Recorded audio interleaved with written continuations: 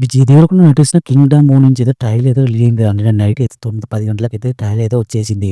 ఈ ట్రైలర్ చూస్తుంటే అయితే మనకి మన విజయ్ దేవరకొండ అయితే మంచి బ్లాక్ బస్టర్ కొట్టుకుపోతున్నాడని అర్థమైతుంది. ఎందుకంటే ఒక ఇండస్ట్రీ పడపోతున్నట్టయితే మన విజయ్ దేవరకొండ అయితే మన ట్రైలర్ ఇవ్వట్లయితే చెప్పేసాడు భయ్యా. ఎందుకంటే చాలా పెద్దనయిపోతాయి ఈ మూవీ నుంచి అయితే అని డైలాగ్, పుష్ప డైలాగ్ కూడా కొట్టాడు భయ్యా. ఎందుకంటే ఒక పాన్ ఇండియా లెవెల్ అయితే ఈ మూవీ అయితే రాబోతుంది ఈ మూవీ.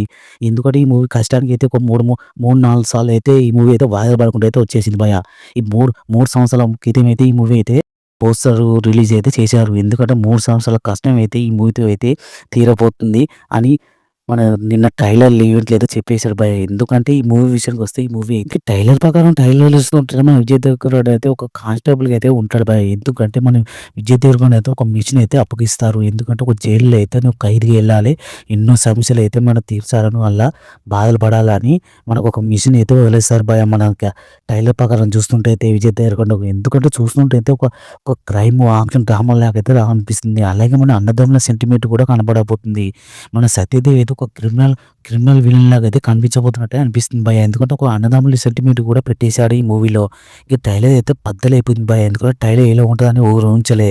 విజయ్ దేవరకొండకి అయితే పక్కా బ్లాక్ బస్టర్ పడబోతుంది భయ్యా ఈ మూవీ అయితే. ఈ వీడియో నచ్చితే సబ్స్క్రైబ్ చేసి లైక్ కొట్టండి భయ్యా.